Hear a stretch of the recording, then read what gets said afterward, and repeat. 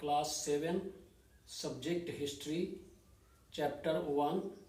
Chapter का नाम है tracing changes through a thousands years. Period है 700 to 1750 CE। इसका चैप्टर का अर्थ हुआ कि हजारों सालों में क्या परिवर्तन हुआ 700 से लेकर के 1750 सी के बीच में। विद्यार्थियों, सबसे पहले हम लोग जब हिस्ट्री सब्जेक्ट जब पढ़ रहे हैं, सबसे पहले हम लोग ये जानें कि हिस्ट्री है क्या। देखिए बच्चों, इतिहास जिसमें हम अतीत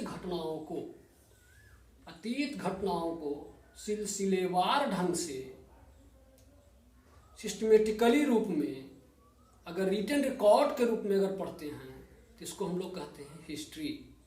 यानी by which we learn about past events in systematic order in written form is called history. बच्चों, इसमें जो नक्शा फर्स्ट में जो दिखाया गया है, नक्शा फर्स्ट जो है 1154 ईस्वी में बनाया गया। अरबियन भूगोल बेता जिसका नाम अल अदृसी था। नक्शा सेकेंड 1720 ईस्वी में एक फ्रांसीसी कार्टोग्राफर के द्वारा बनाया गया।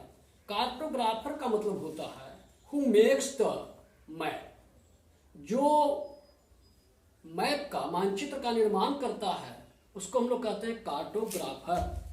दोनों मानचित्र एक ही क्षेत्र का बनाया गया, लेकिन दोनों में थोड़ा अंतर है।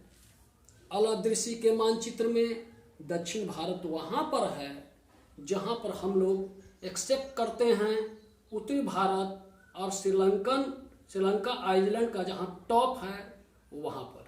यह स्थान अरबी में मार्कड है। हम लोग बहुत ज्यादा इन्फ्लुएंसिव हैं अरब से भी। तो कहने का मतलब यह है कि समान रूप से महत्वपूर्ण यह है कि साइंस ऑफ कार्टोग्राफी दोनों पीरियड में अलग अलग है। दोनों पीरियड में ये अलग अलग है और हिस्ट्रिकल जो रिकॉर्ड है वह डिफरेंट लैंग्वेज में है, जो समय के साथ चेंज हो गया है। मध्यकाल पर्शियन जो है मॉडर्न पर्शियन से अलग हो गया है। अंतर व्याकरण एवं शब्दार्थ में नहीं है, बल्कि समय के साथ वर्ड्स का मीनिंग बदल गया है। जैसे भारत का नाम जो हिंदुस्तान पड़ा, हिंदुस्तान पड़ा दो शब्दों से, हिंदू और स्थान, यानी हिंदू और स्थान वेयर वी लिव, जहाँ हम लोग रहते हैं उसको कहा गया Hindustan. When Arabian came into India, जब अरबियन लोग भारत में आए तो इस भारत का नाम क्या पड़ गया? आपको भारत का नाम पड़ गया आर्यावर्त। और जब हमारे यहाँ की बात है कि जब हमारे यहाँ राजा दुष्यंत की पत्नी शकुंतला के गर्भ से उत्पन्न राजा भरत बहुत ही प्रतापी राजा हुए। उन्हीं के नाम पर हमारे देश का नाम क्या पड़ गया? भारत पड़ा। बच्चों, एक चीज हम लोगों को और जान लेनी चाहिए कि हमारा राज्य जिसमें हम लोग रहते हैं उसका नाम बिहार क्यों पड़ा? तो बिहार के पीछे है पुराने जमाने में बौद्ध धर्म वालों ने बहुत से मोनास्टेरीज बनाए। मोनास्टेरीज माने मठ, where monks and nun where lives, this place is called monasteries. वो जो है मठ कहलाती थी। और इन मठों को वे लोग क्या कहते थे? विहार कहते थे। इसी के कारण हमारे इस राज्य का नाम क्या पड़ गया? बिहार। जैसे बोध गया नाम के पीछे एक मकसद है, उसका एक कारण है। बुद्ध का जहाँ पर इनलाइटमेंट प्राप्त हुआ, बुद्ध का जहाँ पर ज्ञान प्राप्त हुआ, उसको हम लोग कहते हैं बोध गया। बोध माने ज्ञान, इनलाइटमेंट, ज्ञान।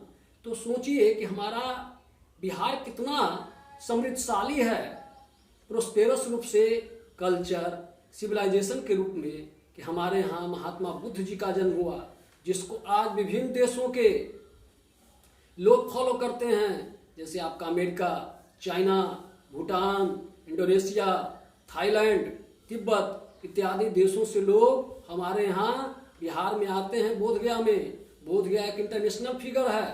और वहीं पर बौद्ध वृक्ष के नीचे भगवान बुद्ध को ज्ञान प्राप्त हुआ। और ज्ञान प्राप्ति में हम लोग दुनिया में नंबर 1 हैं।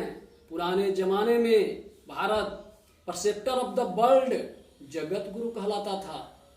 तो बच्चों, इन्हीं शब्दों के साथ मैं अपनी वाणी को विराम देता हूँ।